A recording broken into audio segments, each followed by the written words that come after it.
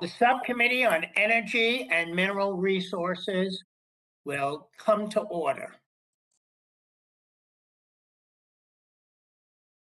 We are meeting today to hear testimony on H.R. 2794, the Boundary Waters Wilderness Protection and Pollution Prevention Act.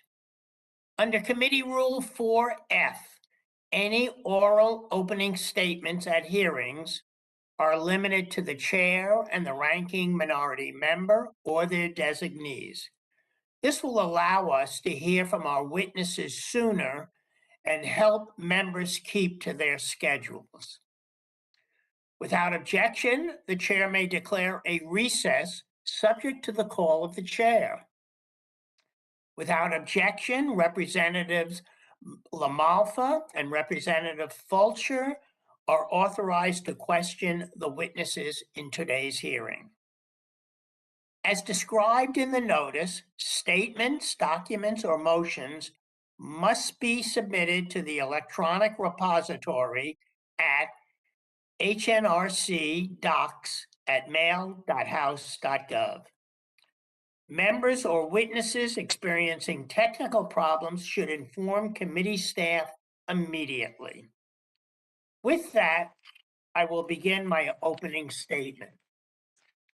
The Boundary Waters is our nation's most visited wilderness area. It is a profoundly special place with a long history of protection for its unique resources. In 2009, the United States and Canada signed the Boundary Waters Treaty, a commitment from both countries to keep the waters in the area free from pollution. In 1926, the boundary waters were first protected by the Agriculture Department, and in 1964, the area was added to the Federal Wilderness System in the original Wilderness Act. Thanks to this century-plus of protection, today's visitors to the Boundary Waters enjoy pristine and crystal clear water, expansive wildlife habitat, and unique recreational opportunities. These visitors, in turn, support a thriving local economy.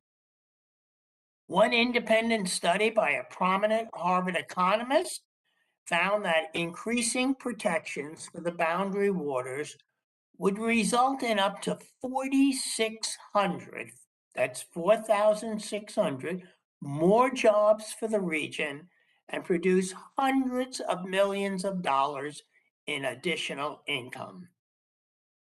However, the Trump administration was dead set on putting all of that at risk.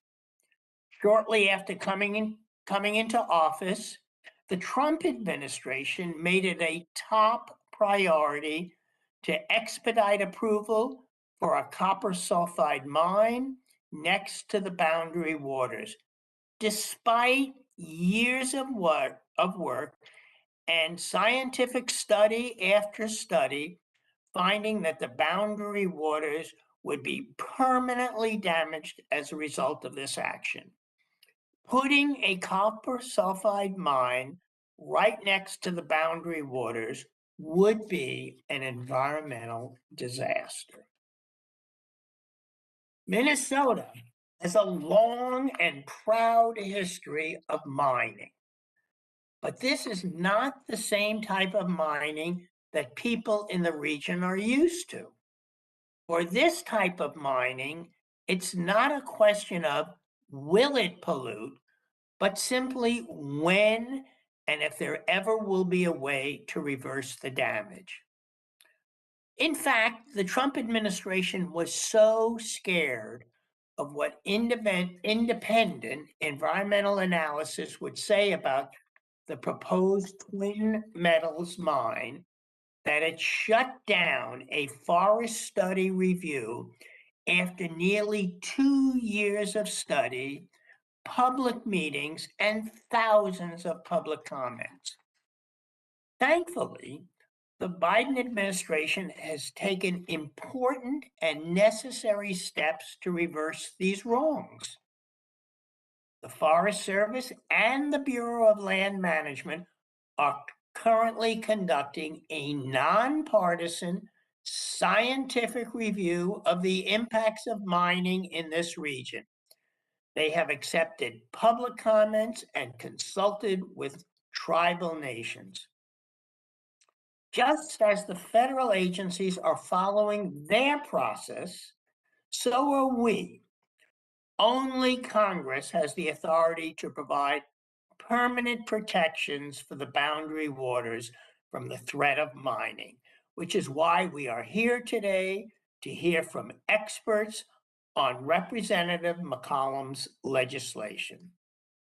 I've said this before, but it bears repeating. I am not opposed to new mining. But when and if and when we're going to expand domestic mining, it must be done in a way that meets the highest environmental standards, provides a fair return to the American people, and respects tribal sovereignty. It just isn't possible to safely conduct this type of mining so close to the boundary waters. Representative McCollum's bill is the only way to provide permanent protections so that the residents and visitors do not have to worry about the threat of toxic pollution from a copper sulfide mine and the devastation that would come with it. I strongly support this legislation, and I want to thank Representative McCollum for her work on this issue. With that, I recognize Ranking Member Stauber for his opening statements. Representative Stauber. Thank you very much, Chairman Lowenthal. HR 2794 permanently bans mining in a massive region of northern Minnesota entirely within my district. It's introduced by my Democrat colleague from St. Paul, who does not represent anywhere near the region being legislated, and the co-sponsors include only Democrats. Despite its misleading name, the bill has nothing to do with the boundary waters. It's about ending an industry that has employed Minnesotans and Iron Rangers for over 130 years. It's about imposing a radical keep it in the ground philosophy in lockstep with the Biden administration. And it's about keeping opportunity, wealth, and economic development out of northern Minnesota. The target of the legislation is the Twin Metals project. For those that don't know, this project is proposed in the Superior National Forest, a working industrial forest where the forest plan includes mining in the region as a desired condition. There is no proposed mining in the Boundary Waters Canoe Area Wilderness or in the surrounding mining protection area, which we call a buffer zone. That's right. Despite what the Democrats today will imply, let me be very clear, there is no proposed mining in the Boundary Waters Canoe Area Wilderness or the surrounding buffer zone. In fact, I'd like to preface this entire hearing with a warning.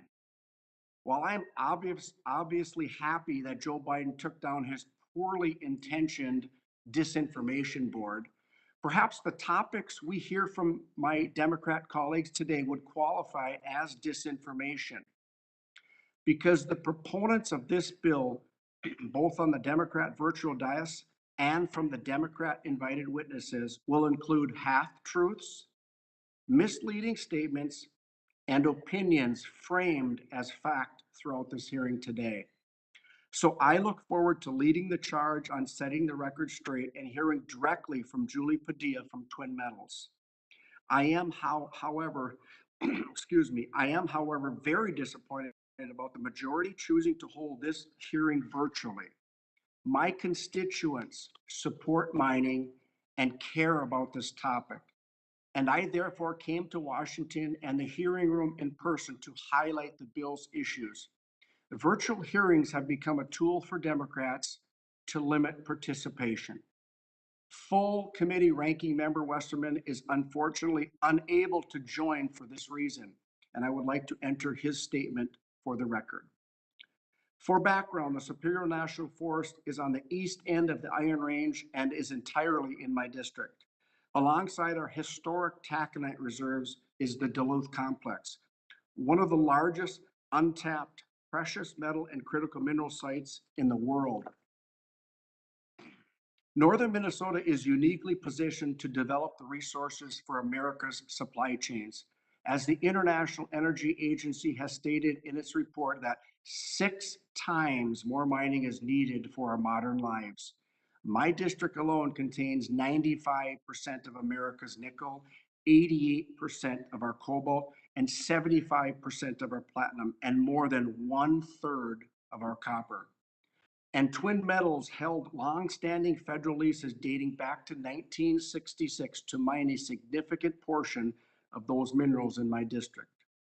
The location of those leases is important.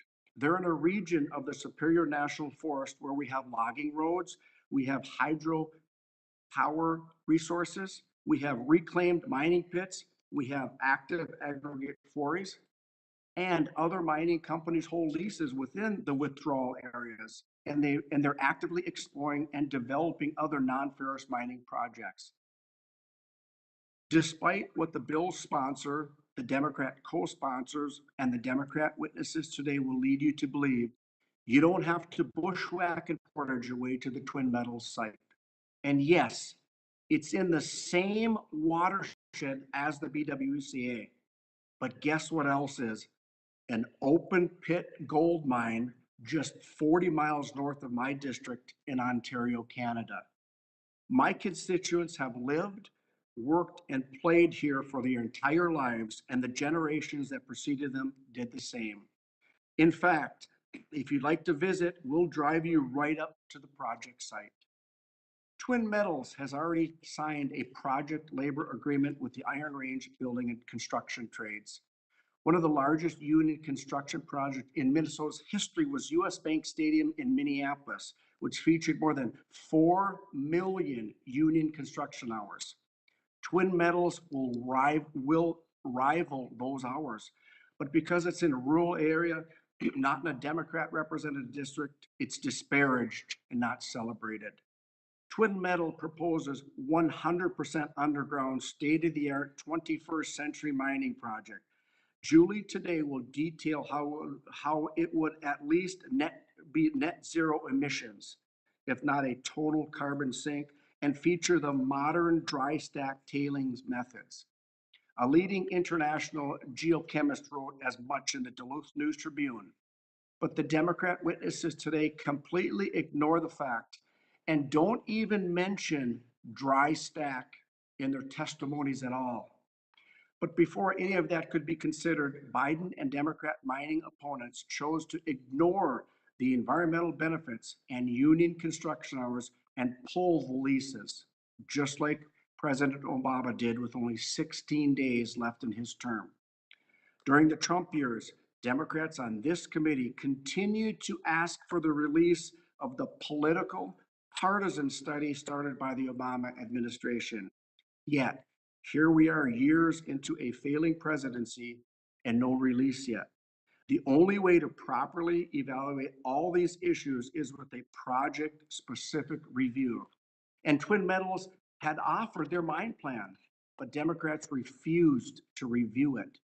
I urge my colleagues to consider the prophetic words of my predecessor, the late Congressman Jim Oberstar, in a letter to then President Jimmy Carter in 1978 regarding logging and mining in the Superior National Forest. And I quote, "I urge you not to trade off the lifestyles, livelihoods, and legitimate desires of the people of northeastern Minnesota for equitable treatment in favor of the vague and ill-defined interests of others, perhaps more clamorous constituencies far removed from the BWCA," end quote.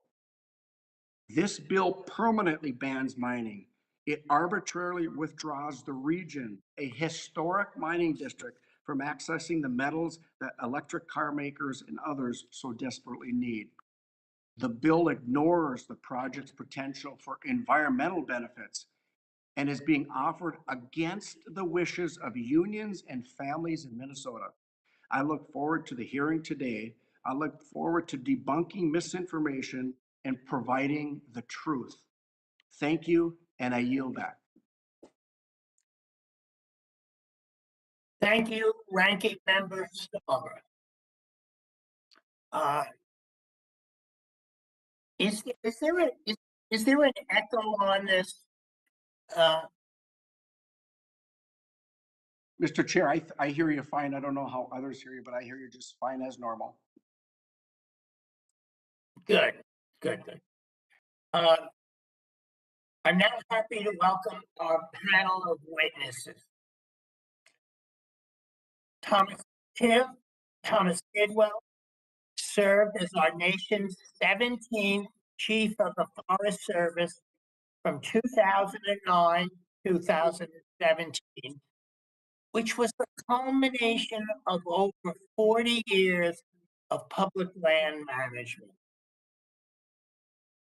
Steve Peragus, owner of the Peragus Northwoods Company, an outfitting and guiding company in Ely, Minnesota. Julia Ruel is a college student and board member of Kids for the Boundary Waters.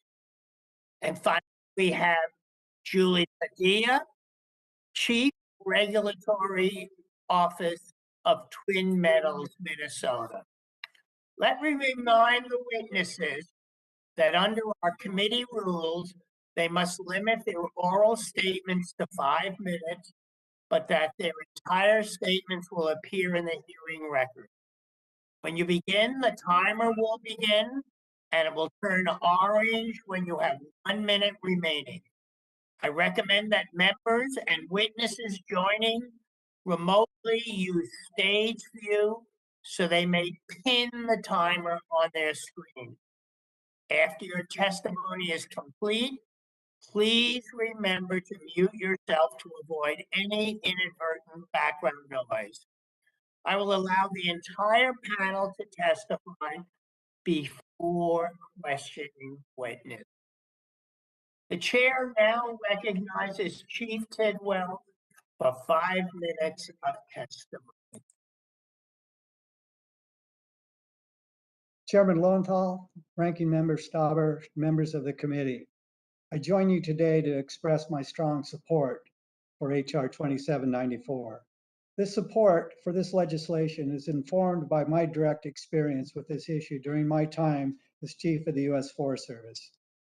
The science is clear. Permanent protection for the headwaters of the Boundary Waters Canoe Area wilderness is the right thing to do for both present and future generations. As Chief of the Forest Service, I exercise my legal authority to withhold consent to the renewal of hard rock mineral leases within the lands encompassed by H.R. 2794. I also initiated a mineral withdrawal study for this area. My decision to deny the renewal of these leases was based on the inherent risk of sulfide ore copper mining and the high potential for release of mine pollution, including acid mine drainage, into this water-rich environment of the Boundary Waters. My decision was based on an exhaustive review of the scientific record and engagement with the public. The Boundary Waters is both ecologically and culturally irreplaceable. The very characteristics that make it so valuable are also what makes it extremely susceptible to degradation and impossible to remediate should pollution occur. Sound natural resource management means allowing acceptable uses in places where risk can be minimized, monitoring can be effective, and remediation can be quick and complete. None of these criteria can be met by sulfur or copper mining on the National Forest System lands in the watershed of the Boundary Waters. A review in 2012 and updated in 2019 found that essentially almost all of the 15 operated sulfur or copper mines in the US failed to capture and control wastewater, resulting in significant water quality impacts. Just this April, a report of 5 hard rock mines in Alaska documented over 8,000 spills between 1995 and 2020. This is the challenge with mining. Even with the best of designs, the best of efforts, spills and leaks will happen. Mining occurs in this natural environment and not a controlled setting. And these risks are only further exacerbated in the wet environment in the interconnected hydrogeology of the Superior National Forest and boundary waters. Now, unfortunately, the last administration reinstated and renewed the leases that I determined posed an unacceptable risk to the boundary waters. It also terminated a scientific study by the Forest Service scientists and resource experts on the proposed administrative mineral withdrawal. Now, Minnesota has a strong history of mining, and the passage of this bill will have little impact on that industry since the area withdrawn would only be a small part of the Duluth complex and not affect the high-grade deposits to the south. The United States needs minerals, but not from here. The risk is just too great. As a career Forest Service retiree, I respect our laws, agency regulations, and policies. I appreciate that the current administration has reaffirmed my decision to cancel the Twin Meadow leases, and I support the Forest Service and DOI to once again consider the mineral withdrawal.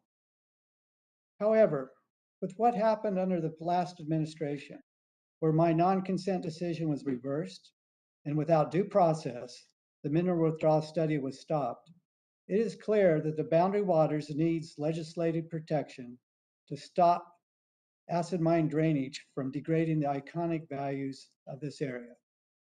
I appreciate your time today, and I look forward to your questions. Thank you. Thank you, Chief Tidwell. The chair now recognizes Mr. Peragus for 5 minutes. Thank you, Chairman Lowenthal, Ranking Member Stauber, and members of the subcommittee. My name is Steve Peragus. I live and work in Ely, Minnesota at the edge of the boundary waters, and I have since 1975. As a limnology graduate student from New Hampshire, I came to work for the EPA on a study of Shagawa Lake in Ely. And after teaching at Vermilion Community College with my wife, Nancy, I founded Peragus Northwoods Company in 1979. We continue to operate our outdoor retail and canoe trip outfitting business today with the extraordinary help of our daughter, Ellie. We hope that our business, now well established, can prosper through several more generations and continue to contribute to the Ely area economy. Our business has grown every year since our inception 43 years ago. We support a full-time staff of 20 and a peak 55 employees in summer.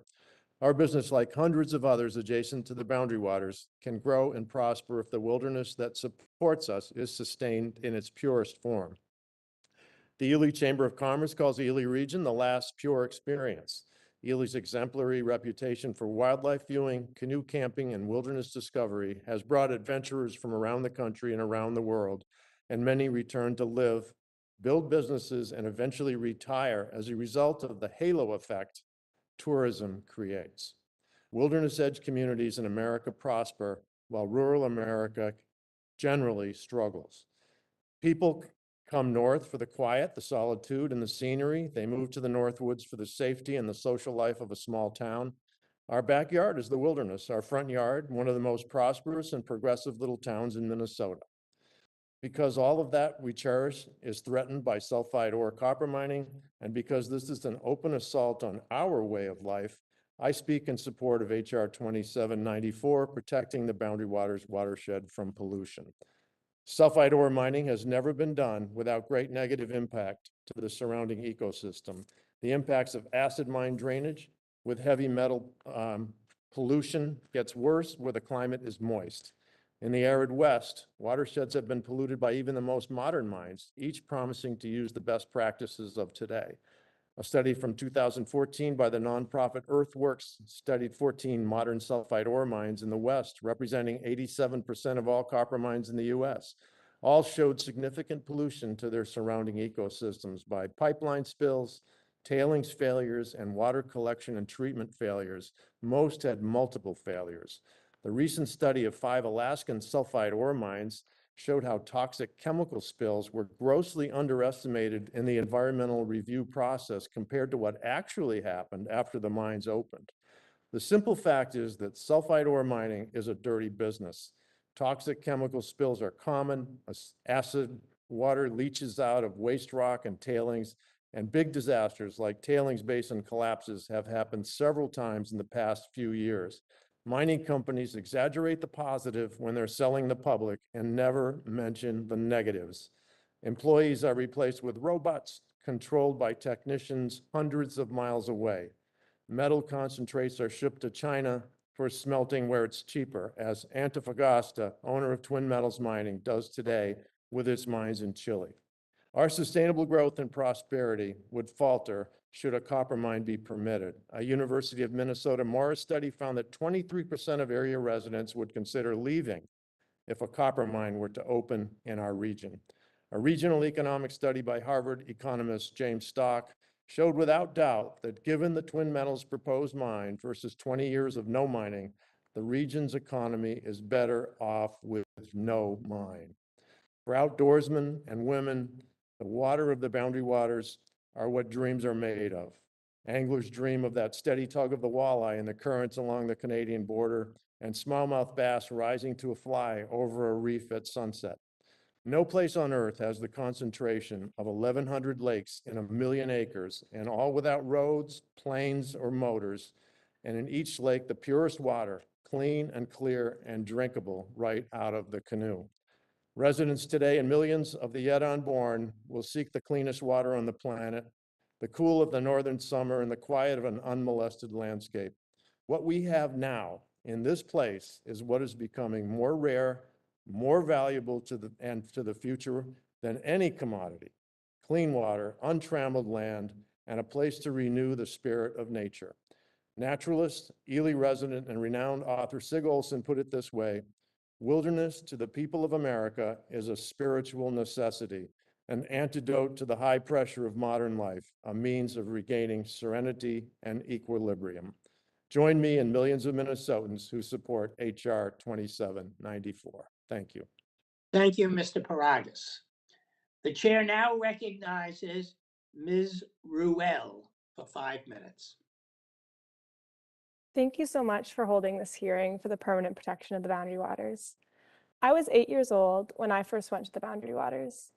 The magic of the interconnected lakes and towering pines drew me in instantly with the mystery of untrodden woods I simply had to explore.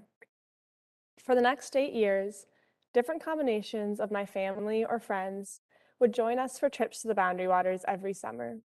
I started with the smallest responsibilities, like carrying the paddles and life jackets across the portages. And as I grew up, so did my responsibilities. And soon I was carrying the canoe all by myself and setting up the tent once we made it to camp. And my very favorite part of our trips is always the quiet. Every sound in the Boundary Waters is natural and soft. Growing up with this opportunity for quiet and reflection has centered and grounded me. In parallel, the challenge of navigating the wilderness has taught me tenacity, perseverance, and strength. I unexpectedly had to draw on these lessons from the forests, lakes, and rivers when I was diagnosed with brain cancer 4 years ago as a high school sophomore. Suddenly, everything I knew was flipped on its head. During my very first MRI, before we even knew what was causing my debilitating headaches and nausea, I remember painting a picture in my head of the Boundary Waters to channel the serenity of a windless sunrise reflecting across the lake to help me lie completely still. Remembering my strength and patience in the Boundary Waters motivated and inspired me when things felt hopeless. When I felt overwhelmed, I thought about balancing a canoe on my shoulders and stepping gingerly but securely between rocks and roots on a portage. Now, cured and healthy, I still use these moments and images of the Boundary Waters to center myself in times of doubt. During my cancer treatment, I wrote a winning essay whose reward was a 5-day trip in the Boundary Waters with 3 friends, but no guide or parents allowed. Just a few months out of treatment, I was exuberant to be free of the constant surveillance of my loving parents and doctors, and to be able to do this independently. I had relied on my friends' support during my cancer treatment greatly, so taking the reins and thanking them with this trip to my favorite place was perfect. Being with them in the wilderness, we got to know each other on a distinct, deeper level that never would have been exposed in our reality of social media, deadlines, and stress. We immediately unearthed perseverance, as one friend's shoe soles came completely off on our very first portage, and it required a doozy of duct tape and ingenuity to repair. We came out of the woods closer and stronger, young women who knew their courage and tenacity and weren't afraid to use it.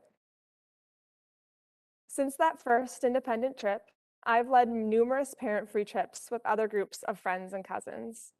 Most recently, I participated on a Voyager Outward Bound winter camping trip with my Notre Dame classmates from across the country and around the world, many of whom had never even been camping before.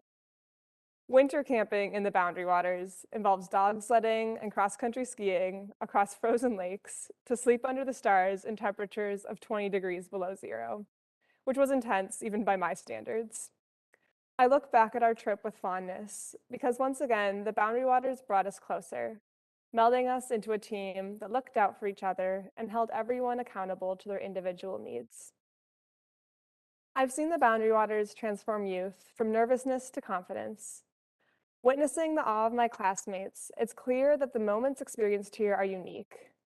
The Boundary Waters is a treasure held in a delicate balance preserved by the purity of the water.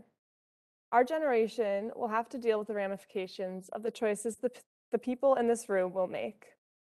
We would like to inherit the pristine and transformative wilderness enjoyed by generations before us, not a toxic Superfund site, ruined forever, and that my generation will have to clean up.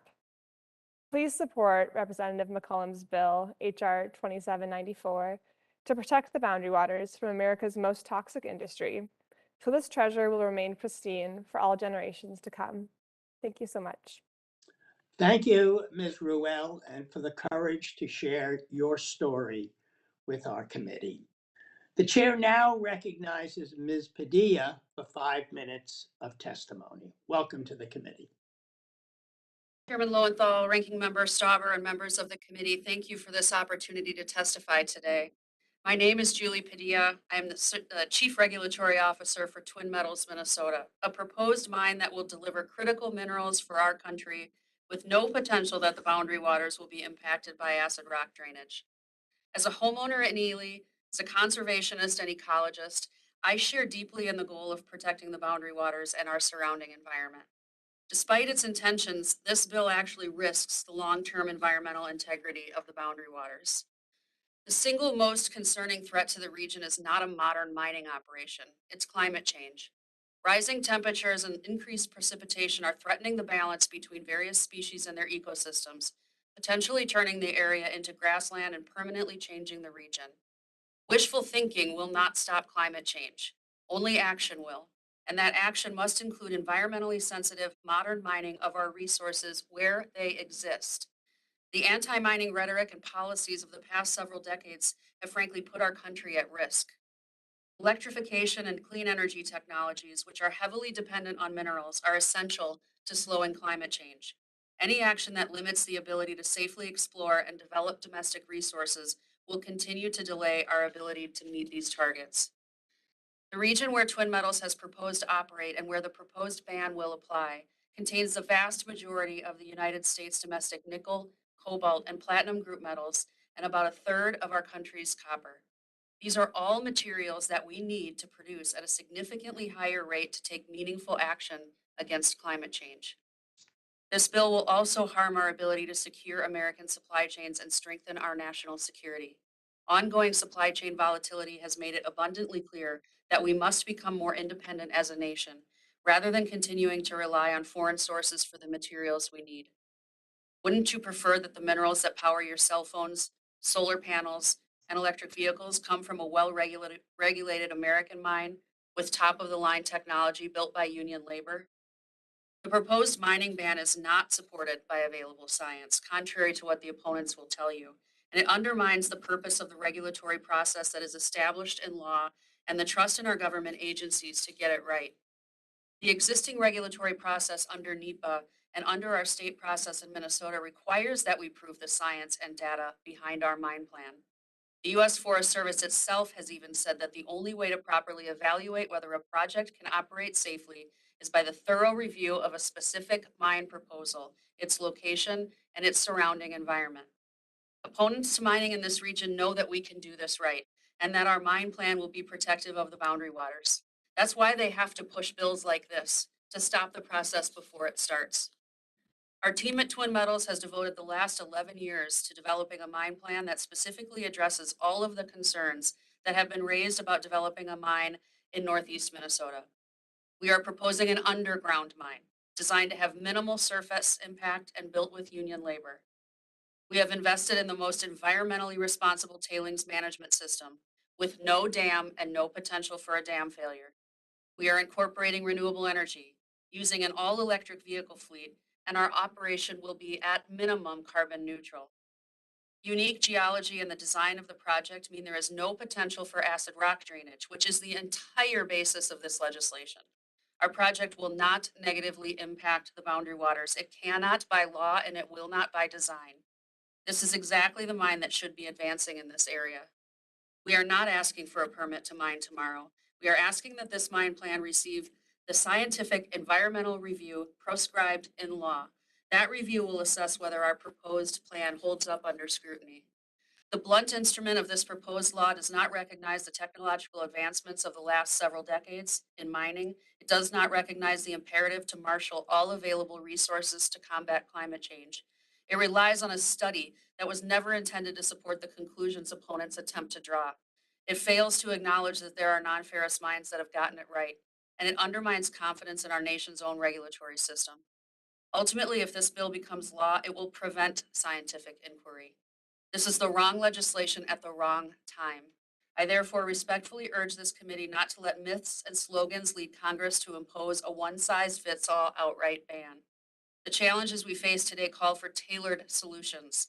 I, like all Minnesotans, cherish the natural beauty and ecological diversity of the boundary waters, but we cannot keep ignoring the real threats ahead: climate change and mineral dependence. We can do this right, here and now. Thank you, and I look forward to your questions. Thank you, Ms. Padilla, and I want to thank all the witnesses for their testimony. The chair is now going to recognize members for any questions they may wish to ask the witnesses. I'm going to recognize the chairman of the Full Natural Resources Committee, Chairman Grijalva, for 5 minutes of questions. Welcome, Chair Grijalva. Thank you, Chairman. I appreciate it very much, and for holding the hearing, and for Representative McCollum for introducing this necessary and important piece of legislation. Under the previous failed administration, we saw a lot of questionable decision-making and destructive actions when it came to the boundary waters. Time and time again, we saw the administration's rush to support harmful drilling and mining projects over the health and safety of American people and our special natural places, including the boundary waters. Thankfully, the Biden administration restoring sanity and scientific fact into the discussion and not wishful thinking. Have there been any recent dramatic technological breakthroughs that would all of a sudden make this type of mining suddenly safe, or change thinking in any way?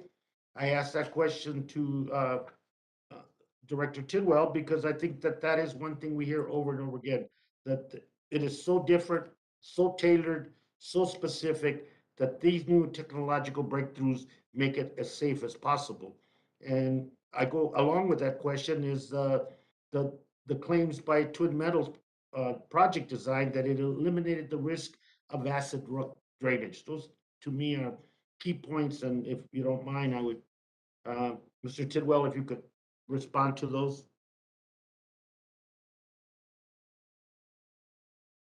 Well, I've reviewed Twin Meadows mine plan and the use of dry stacking, et cetera.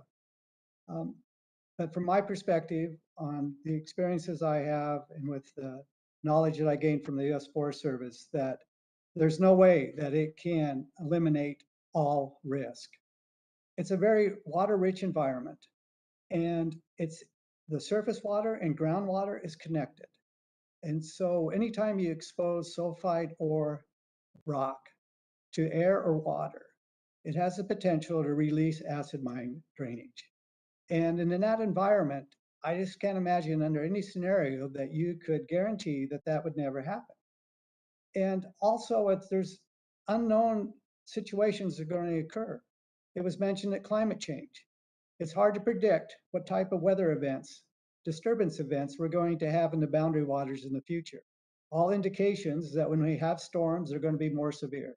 When we have dry periods, they're going to be more severe, etc. So it's really impossible. And so when I looked at this situation, especially with the hydrogeology of this area, the idea of being able to mine there, especially from my experience of working in much arid parts of the West and the challenges we have there with large mines, that I just don't think there's any way that it can be done. And I appreciate the new technology with the dry stacking and the idea that it's an underground mine and a lot of the waste material would be brought back in to help support and reduce subsidence.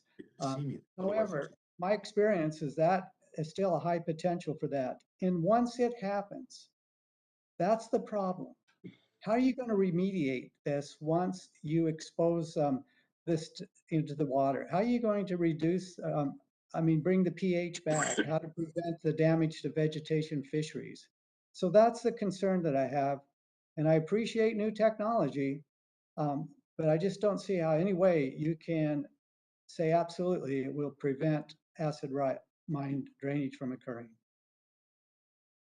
Yeah, I think if I may, Mr. Chairman, thank you. And I strongly support Representative McCollum's legislation and want to thank the witnesses. And before I yield back, let me reemphasize the point that you made, Chairman Lowenthal, is this is not about stopping all mining and not realizing the need to, in this transition period, to clean energy, that certain materials and certain minerals are going to be needed.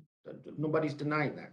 But America's public lands belong to all Americans, not just the mining industry, and they shouldn't have carte blanche, especially based on a law that is 1872 law that doesn't really apply anymore. So I think the boundary waters is about preservation, it's about a uniqueness, and it's about areas that need to be protected and some areas in which mining should not occur. And I think this is one of them. And with that, I yield back and thank you. Thank you, Chairman Grijalva. I now recognize Ranking Member Stauber for 5 minutes of questions. Thank you, Chair Lowenthal. Julie Padilla, would you like to respond to what Mr. Tidwell just said? Yeah, thank you, Congressman Stauber. I understand the concerns. I would like to start by saying the 1872 mining law just doesn't apply in this area. We're actually under a leasing and royalty system, exactly what's being proposed by folks looking to reform that law. But on the acid rock drainage issue, studies by independent technical experts have demonstrated that our mine design completely eliminates discharge of acid to the environment. These are the folks that wrote the Global Acid Rock Drainage Guide that are providing this analysis. There are really 3 main ways that you can get acid rock drainage. That's from an open pit, from waste rock stockpiles, and from tailings. We don't have an open pit. We don't have any waste rock stockpiles. All of that remains underground. And our tailings are so low in sulfur that they cannot possibly generate acid rock drainage. In fact, we're looking at ways to reutilize our tailings since they're basically inert. So we've eliminated the causes of acid rock drainage, meaning we've eliminated the potential and the risk of acid rock drainage to the boundary water. So respectfully, that we've got it. And the whole point of environmental review is for us to prove it. So let us go through the process and test it out. We can determine whether we're right or not. Thank you. Thank you, Julie. And Julie, thanks again for joining us. I want to start with some yes or no questions. Is the Twin Metals project proposed in the Boundary Waters Canoe Area Wilderness? No, Is the Twin Metals project proposed in the mining protection area, a unique buffer zone designation? no, Is there an open pit non-ferrous mine in the very same watershed just 40 miles north of my district? yes. Great. Can you please discuss the region and some other nearby industrial development around your site? Yeah, thanks, Congressman. This really is a working forest. So within just a couple of miles, we've got an airport. We've got 2 active quarries pulling up aggregate material and dimensional stone. We have a hydro dam and hydropower, which powers the region, the Birch Lake Reservoir. There are logging activities happening, and there are recreation and tourism activities happening all together, which is how the region grew up, on mining, logging, and tourism. In 2012, rather, during the Obama administration, the Forest Service issued a finding of no significant impact, and in that document determined that any review must be conducted on a specific project's mine plan of operations. Was your project ever reviewed on a specific mine plan of operations as directed by the Obama era finding? No, we submitted our mine plan of operations in 2019, and that study was underway until January of this year when our leases were arbitrarily canceled. During the whole Trump administration, the Democrats on this panel were asking for a report to be released. Do you have any insight as to why this purely political report has not yet been released, even as Joe Biden is president? No, Congressman, I don't have an answer for that. I mean, we have been willing to see that report and have it be released this entire time. In addition, we had an environmental assessment that was actually part of some of Congresswoman McCollum's language recently related to a settlement agreement on some hydrogeological work that we were planning to do, some drilling. An environmental assessment was completed. It's actually done. It's ready to be published. But instead of publishing that study, the Department of Interior canceled that one as well. So we actually have that data, which shows a positive socioeconomic impact to the area, but we haven't seen it released to the public. Thank you.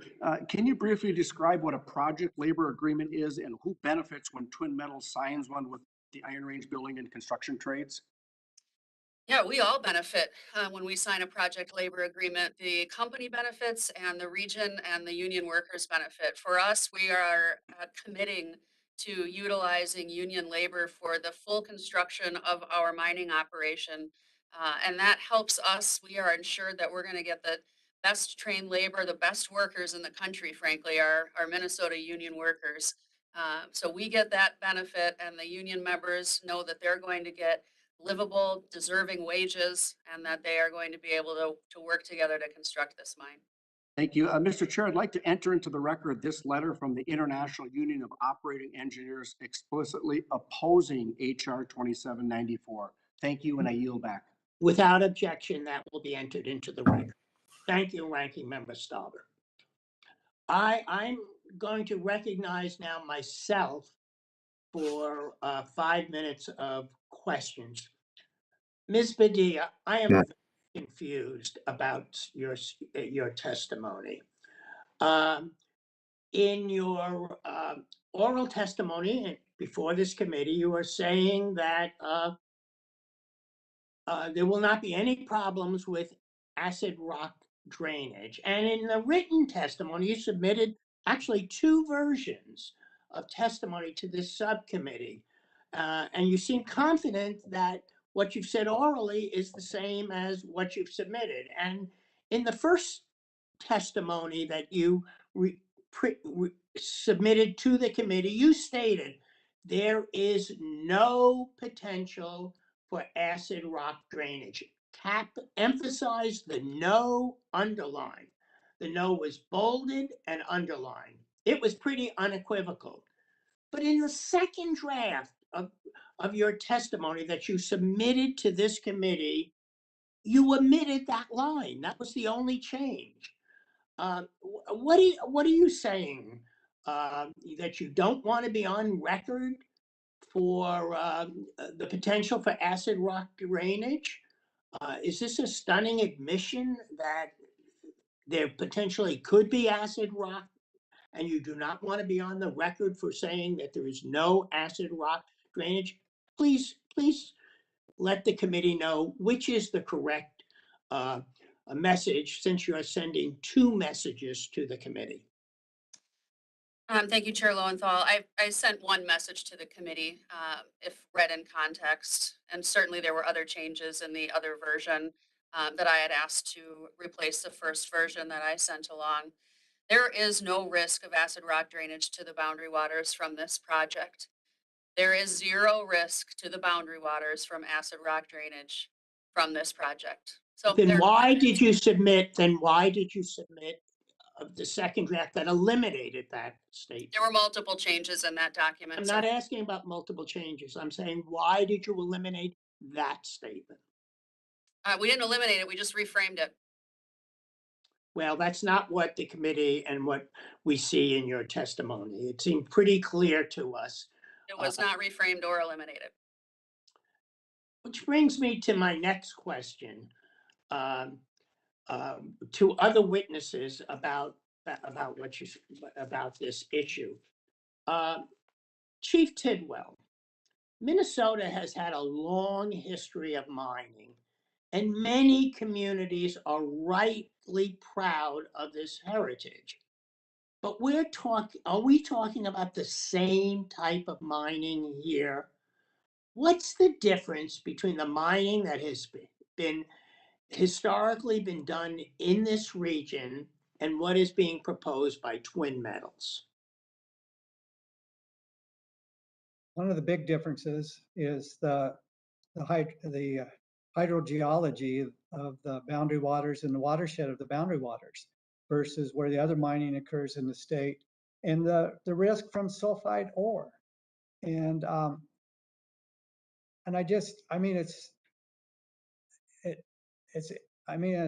struggling with this idea that you can expose an ore body, and whether you keep it all underground.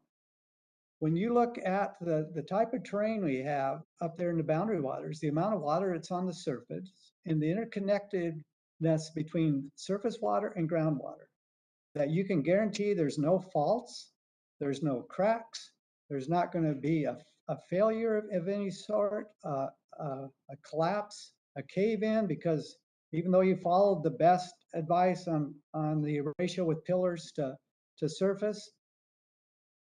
And the problem is that once it gets into the water, how are you going to remediate it? There's no guarantee that a mining company has to go in and fix it. I mean, that's the other challenge with this. But going back to your question, that other mining in the state, and Minnesota's got a great history of mining. And there's other mines that'll be proposed and they'll continue to mine, but it's in a different watershed, a different ore body that's a lot safer and a lot easier to operate in, and a lot easier to remediate when there are spills. And so that's the big difference from my perspective. Thank you, Chief Tidwell. I only have a few seconds left, and I want to ask Mr. Peragus that opponents of this legislation are quick to highlight that the mine isn't inside the boundary waters wilderness. They say this has nothing to do with protecting the boundary waters because the boundary waters will be protected. Do you believe that's true? No, Chairman, I don't see how that is in any way true, because the watershed, the big part of the watershed is in the boundary waters and outside of the boundary waters, and it flows by the potential mine site right back into the boundary waters 11 miles downstream. So any pollution of the Cowish River, which is the main artery of the boundary waters leading up the Canadian border, that is going to be, if that's polluted, the boundary waters is polluted. Thank you. I'm over my time, and I'm going to yield back. I'm now going to recognize Representative Fulcher for 5 minutes of questions. Representative Fulcher, welcome to the subcommittee. Thank you, Mr. Chairman, for allowing me to speak. And I appreciate the testimony and the comments that we've had so far. And to me, it just seems immensely clear. We are going to obtain these minerals in some fashion. Quite frankly, we just have to. The only question is, do we do so responsibly, domestically, or do we purchase from our enemies who harvest in a very irresponsible manner, and they do it from the same planet? So it's clear to me. It doesn't seem to be clear to everyone. But Mr. Chairman, with that, I'd like to yield the rest of my time to the ranking member. Ranking Member Stauber, you have, it's your time. Thank you, Mr. Chair. I just want to put into record, in 2017, a New York Times article quoted a prominent anti-mining and anti-development lawyer who referred to miners in northern Minnesota as wanting, quote, somebody to just give them a job so they can all drink beer with their buddies and go four-wheeling and snowmobiling with their buddies, not to have to think about anything except punching a clock, end quote. This elitist characterization of my constituents is so insulting. For what it's worth, snowmobiling, ATV, and four-wheeling are part of our way of life, and good jobs in the mining sector support this. Julie, could you discuss how the high wages offered to union construction workers and miners in Minnesota outpaces other industries? Yeah, absolutely, Congressman. The average mining job in Minnesota now pays about $100,000 a year with benefits and retirement included. The average tourism job in the region pays about $22,000 a year without benefits or retirement. The average wage overall in the region is about $47,000 a year. So mining provides the basis. And if you go through Ely, it's not a thriving economy. I live there. My mom lives there. It is not a thriving economy. There are storefronts closed. There's one grocery store down from 5 when we had 11 operating mines in the area. I think we need to look at this and realize that mining grew up with tourism and they should coexist again today. Thank you. And I'd like to enter the article about the project into the record, Mr. Chair. And Julie, the bill text contains a so-called caveat for taconite, stone, sand, and gravel. However, the caveat is contingent on the administration's discretion over, quote, air and water quality, end quote. In your experience, has this administration used its discretion well in this region? Congressman, no, I feel like domestic mining projects across the board have become political footballs, and we are no longer seeing a fair and consistent regulatory process that allows us to put what we have already, $550 million to date, on the table. We don't have trust in that regulatory system at this point. Thank you. I'd like to enter into the record a letter from the National Stone, Sand, and Gravel Association formally opposing the bill because, number one, withdrawals are a bad idea, and this sort of administrative discretion is impossible with the activist Biden White House. Second question, one of the criticisms from my Democrat colleagues is that all of your ore will be shipped abroad to China for processing. I'd like to give you an opportunity to respond to that criticism in 1 minute, Julie. Thank you, Congressman. Yes, really excited that the Biden administration is prioritizing domestic processing. We really need to bring more processing capacity to this country, and nickel was one of the priorities mentioned when he took office. So that's a wonderful development. We've identified capacity in the Americas for all of our concentrate, so we want to keep this as close to home as possible. But the really exciting piece that we were close to some agreements on before our leases were pulled was the potential to take our nickel cobalt concentrate straight to a battery manufacturer to be used on site to build our electric vehicle future. And we want to keep working on that. We want to keep working on that with partners together. But we can keep all of this here for sure. So we have, what you're talking about is the opportunity for the Iron Range to have a processing plant in the area to build up the economy even more and create more jobs. Is that correct? That is absolutely correct. As you well know, we sit on the largest freshwater port in the world in Duluth, and we're able to bring this to our entire country. Thank you, Julie. Mr. Chair, I yield back. Thank you, Ranking Member Stauber. I now recognize Representative McCollum, the chief sponsor of the legislation, for 5 minutes of question. Thank you, Mr. Chair, and for holding this hearing on the importance of protecting the watershed that flows through the 1.1 million acres of the Boundary Water Wilderness Canoe Area. Before I get into my written remarks, I just, for the record, want to do, as a geography teacher, a little geography thing here. Mr. Stauber mentioned a gold mine in Canada that would not flow into the boundary waters, as that water would flow north away from the boundary waters. So there's people need to be clear when they're talking, and I appreciate Mr. Stauber asking me to be clear. I would ask the same. Priceless reserve of water, that's the boundary water, so clean you can drink directly from its lakes. The land and water, they're intertwined in this landscape, as you can see behind me in Chief Tidwell. 20% of the fresh water supply of our national forest system is within this water-intensive habitat, the Superior National Forest. Water is the most critical natural resource we have. The DOD, in its climate change analysis, states that climate change is a national security issue. Water will be an issue in which wars will be fought. So we not only need to protect this water for today, but we need to protect it for future generations. My proposed bill will permanently protect this fragile ecosystem to ensure it's never polluted or poisoned from sulfide ore mining. There are some places, I think, that are so precious, and water is such a precious life-giving gift that we've been given from the Creator, that we need to protect it. So our witnesses have made it clear, I believe, that there are just some places that there's just too much risk to mine in. There's no room for error. There's no level of acceptable risk for toxic mineage drainage within the watershed of this wilderness. Once it's damaged, it would be damaged forever.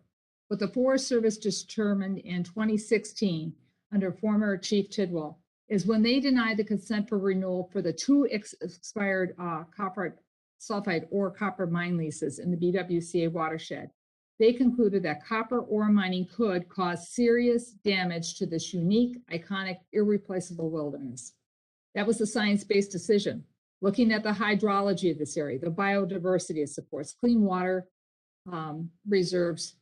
It needs to be protected. And the unquestionable risk of copper sulfide ore mining within this landscape is just unacceptable. And Mr. Chair, I appreciated your questions to Ms. Padilla. She certainly in her testimony changed the flavor of it by stating her original testimony, there's no potential for acid rock mine drainage. To remove that from a document is pretty serious, and I think was done deliberately, but only they know the reason why. Our job as members of Congress is to assess risk, to protect those places that are simply unacceptable to put at risk. And we're doing this with alongside the process of the Forest Service undertaking the proposed secretarial withdrawal. Mr. Chair, I want to be clear. My bill would not restrict taconite mining, which is traditional to North America and essential to our domestic steel national security. But mining for copper, nickel, cobalt, and other sulfide ore mining is an appalling record of toxic leaks for nearby waters. And as much as our nation needs access to these important minerals, which I know full well of as chair of the Defense Appropriation Committee, I also know we have a responsibility to protect potable drinking water.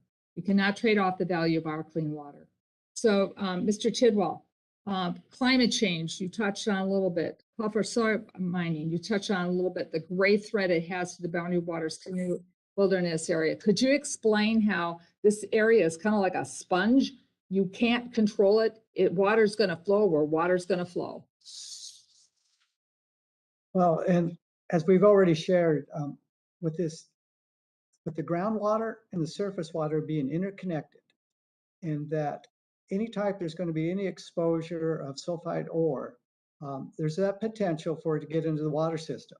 And then once it gets in there, whether it's in the groundwater or the surface water, it's going to spread that pollution. The other problem with this area, not only is it dominated by water, but the soils here are particularly sensitive to acid deposition.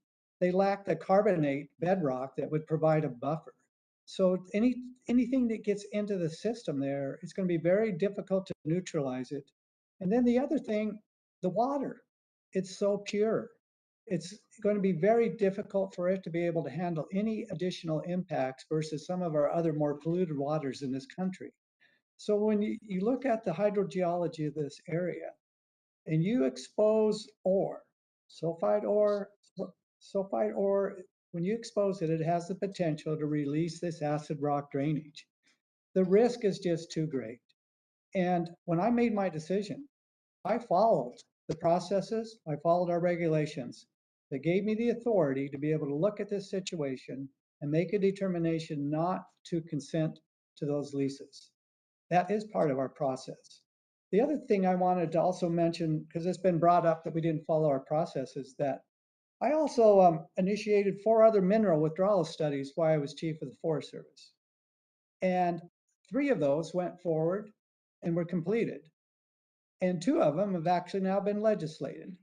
So the thing that we did there with withholding the consent and entering into a mineral withdrawal study is the process.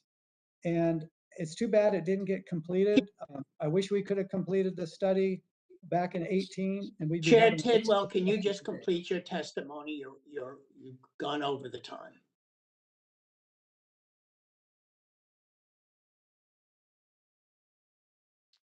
Representative McCollum, do you yield back? Mr. Chair, I have no time to yield back, but I'll be formal and yield back. Thank you. I now recognize Representative Graves for 5 minutes of questions. Welcome. Thank you, Mr. Chairman. I appreciate the time here. Hey, quick question. I noticed that there's similar backgrounds to Congresswoman McCollum and Chief Tidwell. Just curious, who represents that area, Mr. Stauber?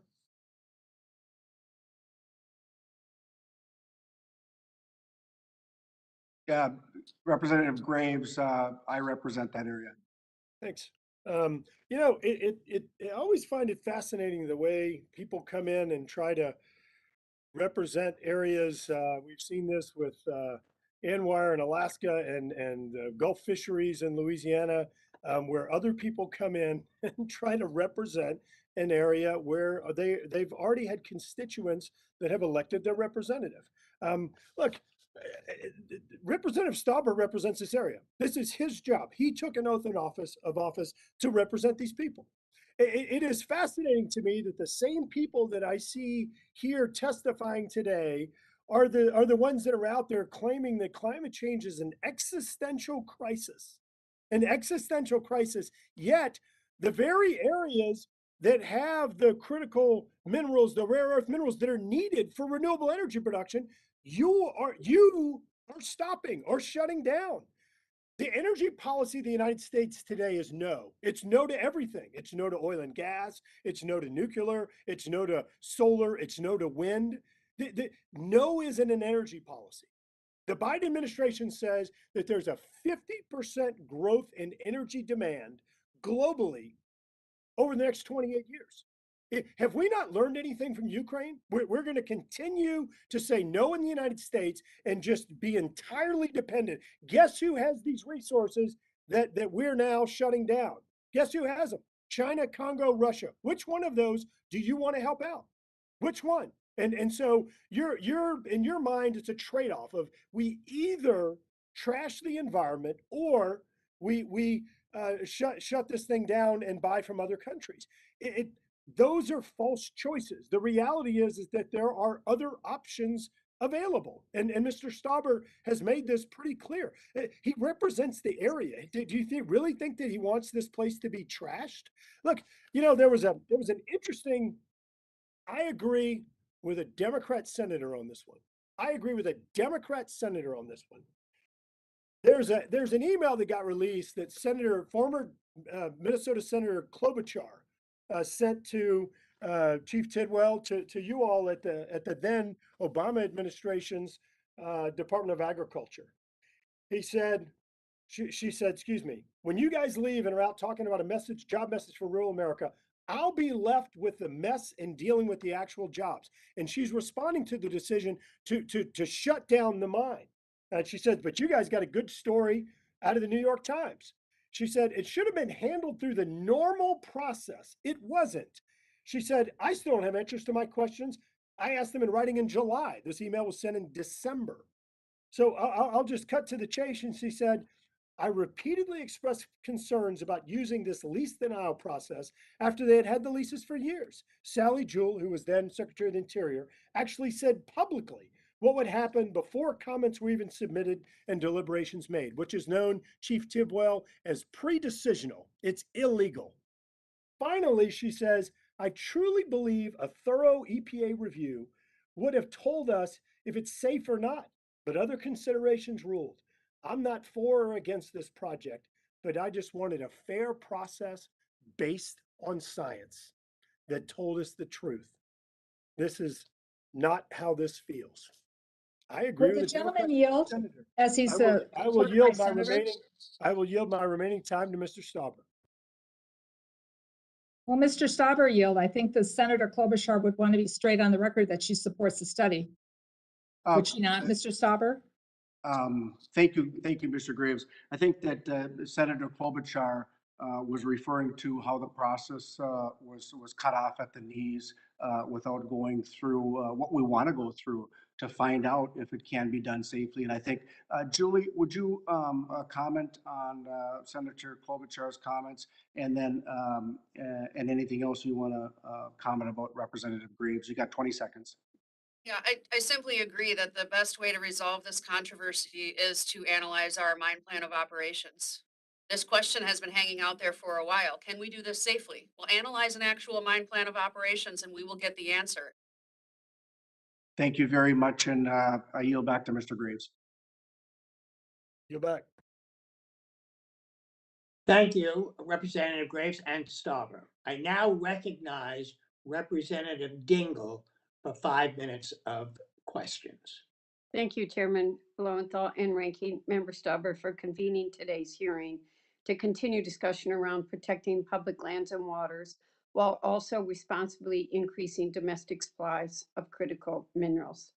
Before I begin, I want to state for the record that my colleagues and I on the Democratic side have a great deal of respect for miners and the hard work that they do. No one is insulting miners. As I have mentioned previously, this is an important issue to me because of the need to sustainably source critical minerals for advanced industries, including the production of electric vehicles, which is obviously important to my home state of Michigan. But as a representative and co-chair of the Great Lakes State and the Great Lakes Caucus, I'm also mindful of the importance of environmental protections, which not only preserve our shared national heritage for future generations, but also create jobs through the outdoor recreation economy. I understand this balance so well, and it's what I think, breathe, and eat every single day. Chief Tidwell, you mentioned in your testimony that, quote, any new copper nickel mines would have to send ore concentrates out of the United States, more likely to China, for final processing and then sold on the world market.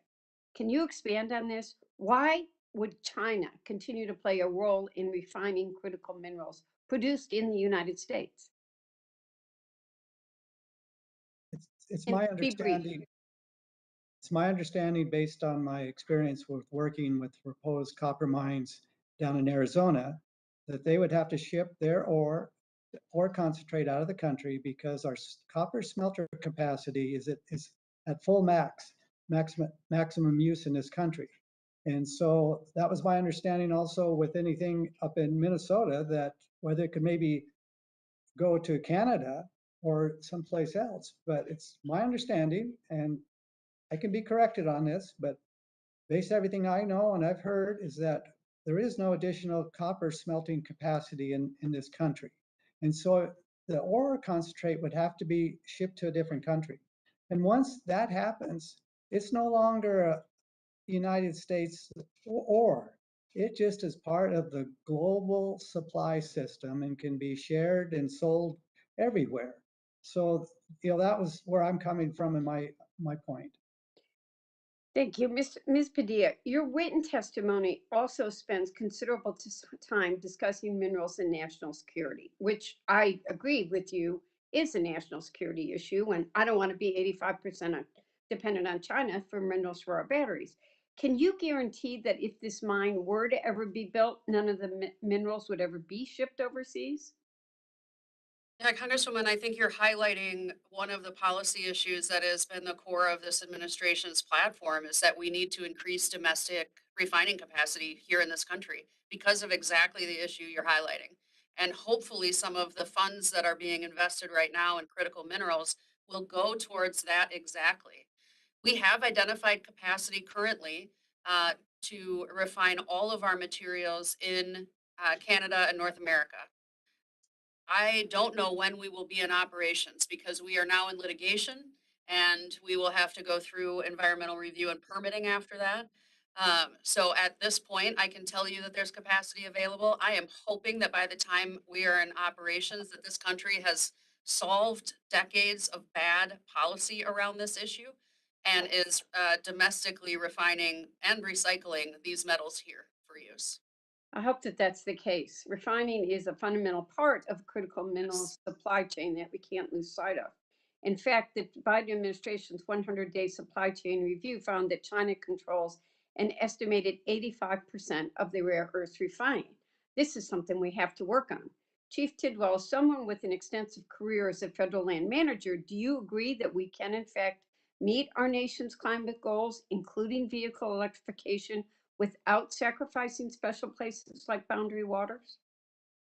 Yes, there are other places to mine, better places that are much easier to remediate if there's a problem with it than in the boundary waters. So we don't have to make the choice.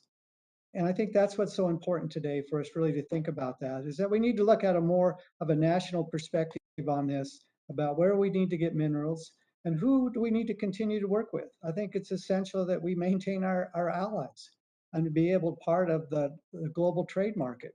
But we don't have to make these hard choices. There's other places that are better to mine.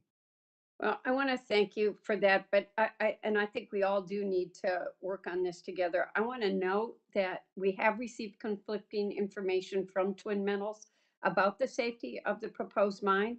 The committee initially received testimony from Twin Metals, as was stated before, that there is no potential for acid rock drainage. However, this line was removed from revised testimony we received just this morning, which is concerning and raises questions about the proposed environmental impact to the area. I want to work with my colleagues on both sides of the aisle on this committee. We need to mine minerals in this country in a safe way that does not impact our environment so that we are independent of other countries, but we got to do it in a way that protects our environment for generations to come too. I look forward to working with my colleagues on these issues. Thank you, Mr. Chairman, and I yield back. Thank you, Representative Dingle. I now recognize Representative Tiffany for 5 minutes of questions. Mr. Chairman, does President Biden support this bill? You'll have to ask the sponsor of the bill, Ms. McCollum. Representative McCollum, does President Biden support this bill? I haven't asked him. As a member of Congress, as a co-equal branch of government, I bring this before our body. Okay, Mr. Chairman, why were no union members like United Steelworkers invited to this panel? I think the Republicans had an opportunity and the minority witness to have invited. But the majority had the opportunity to invite somebody like this also. Why didn't you? I think the same reason the Republicans didn't. Mr. Tidwell, so where are those better places to mine? Well, I look at the operating mines we have in Utah and in Arizona, where we're mining copper today. And then also the proposed mines in Arizona. How about Resolution Copper? Is that a good place to be mining? There's challenges with that, but it's when I look at the arid conditions of that versus up here in the boundary waters, it definitely would be a lot easier to remediate any type of spill. Yeah, thank you, Mr. Tidwell. I would relate to this panel that Mr. Tidwell was the head of the United States Forest Service as it was going through about a 3 decades effort to shut down harvest on our national forests, including where I live in northern Wisconsin. And in the West, it's led to the massive, in part led to the massive forest fires that we've had out there as a result of irresponsible land management. Mr. Peragus, you said it's never been done to operate a proper mine, a non-polluting mine. Are you familiar with the Flambeau mine in Ladysmith, Wisconsin? Yes, I am. It's a very small mine. It was closed down 10 or more years ago. It still pollutes the watershed, but not to the point that it exceeds Wisconsin standards. That's exactly right. And Wisconsin has some of the best standards because I help write the mining law here in Wisconsin, has some of the best, highest standards. And I would urge anyone on this panel or others viewing this to go talk to the city manager or former city manager of Ladysmith, who was there for the entire process and its development and operation and closure. He'll tell you that it was successfully operated and it does not pollute one of the most beautiful rivers here in northern Wisconsin in my district, the Flambeau mine. Do you think it's good, Mr. Peragus, that we get turbines, wind turbines and solar panels from China? Do you think that's in the best interest of the United States? I think it's a competitive market, sir, and there's going to be people who are shopping around and buying from the lowest price source.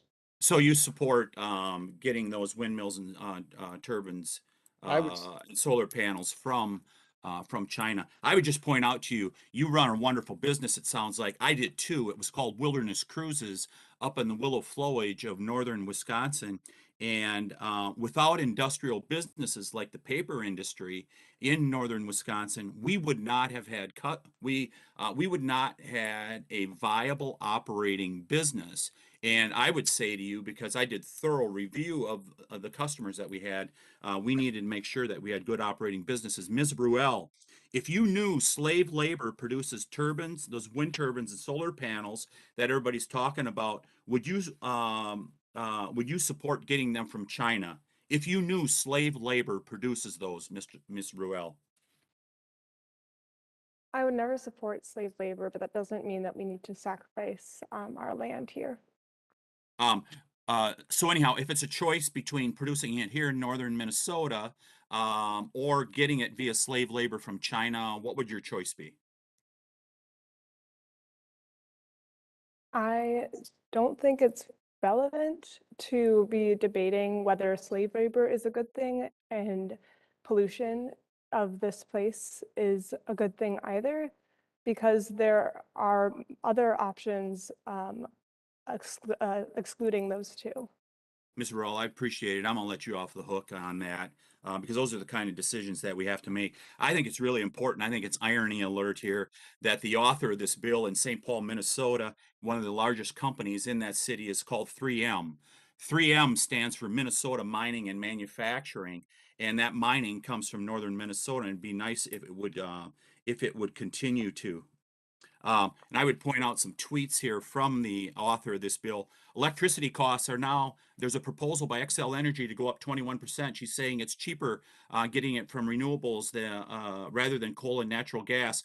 Yet there's a 21% increase of electrical rates being proposed for the Twin Cities in western Wisconsin. Farmland is being eaten up by these windmills and turbines.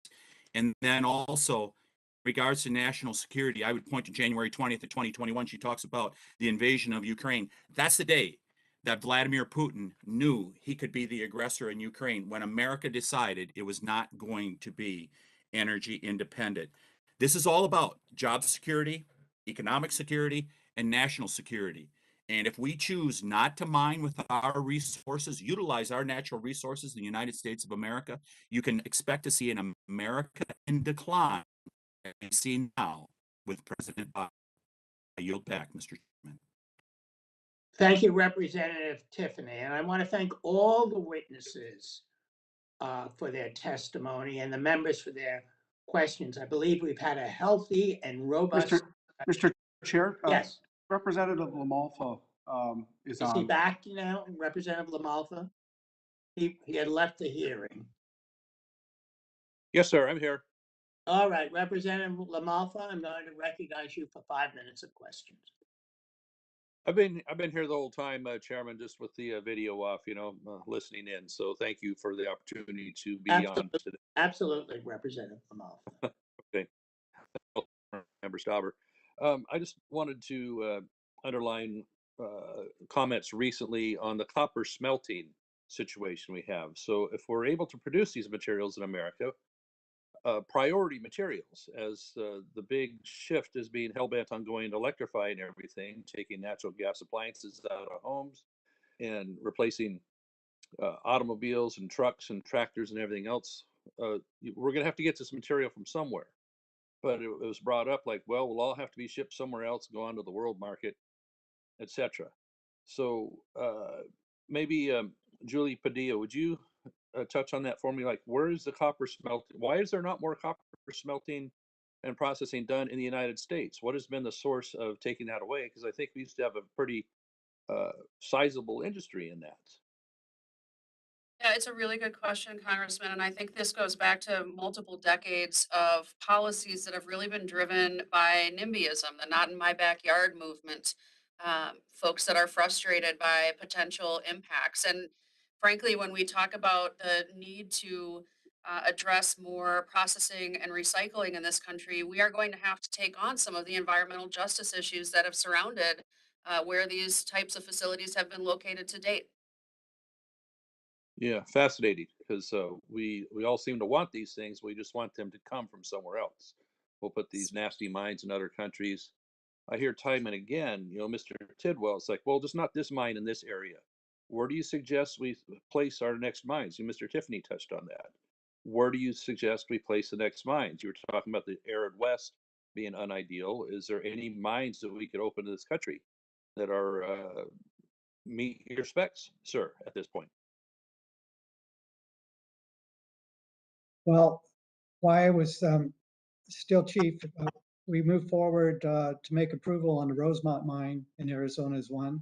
I know that there's issues with it now. Also with Resolution was another one.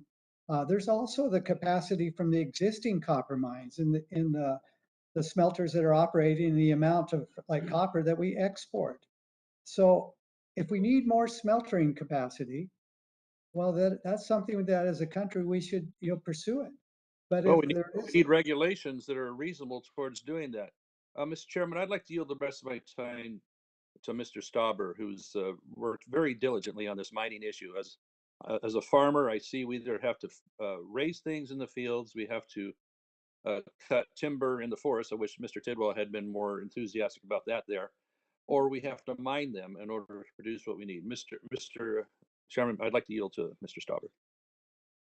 Representative Stauber, you have about approximately 2 minutes.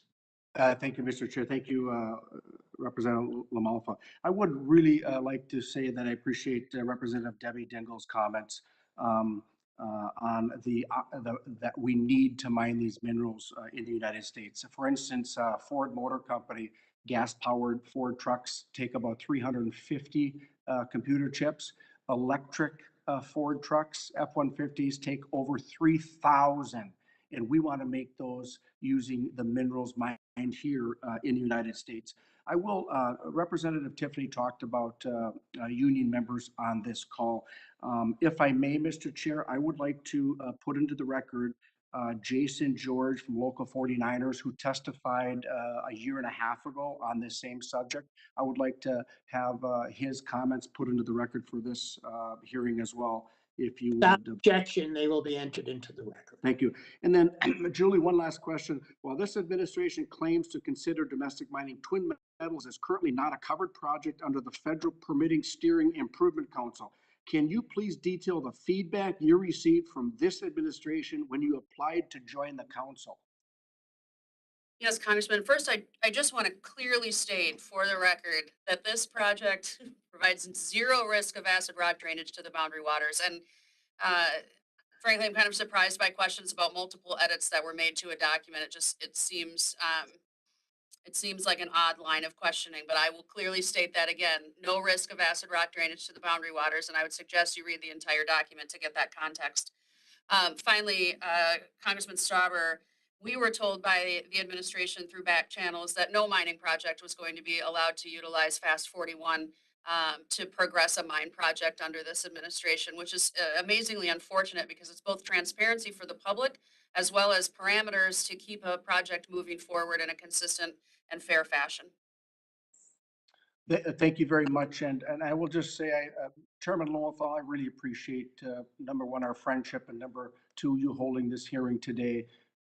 And I will just conclude by saying, in Minnesota, mining is our past, our present, and our future.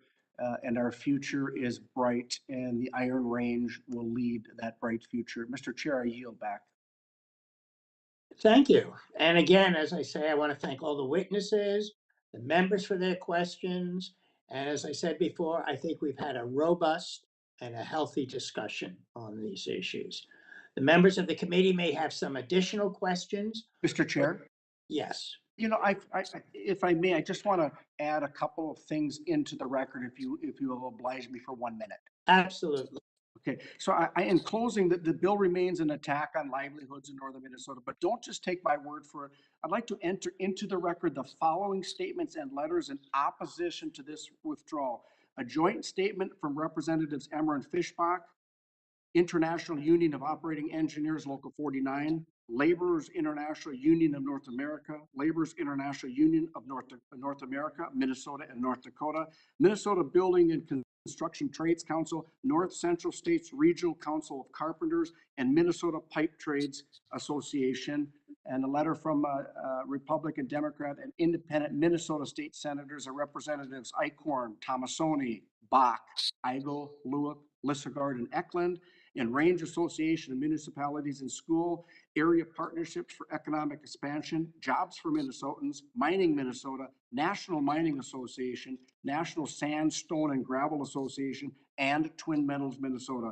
I'd also like to enter into the record the following articles. A Democrat deflates a Trump scandal in the Wall Street Journal by Kimberly Strassel, my op-ed published yesterday by the Duluth News Tribune, and the Local View, an acid rock drainage, a non-issue with Twin Metals Mine by Renz Verberg in Duluth News Tribune. And I yield back, Mr. Chair. Thank you. Mr. Chair, we have submitted ours for the record via the email. We have many things that we submitted through the record. My staff will check to make sure that your staff has received all of them via email. Thank you. Thank you. Any additional materials, you will have 3 days following the hearing to submit, and we will accept them. The hearing record is going to be open for 10 business days for the responses if there are questions to any of the witnesses. I think we've had a full committee hearing, robust discussion. If there's no further business, without objection, the committee stands adjourned.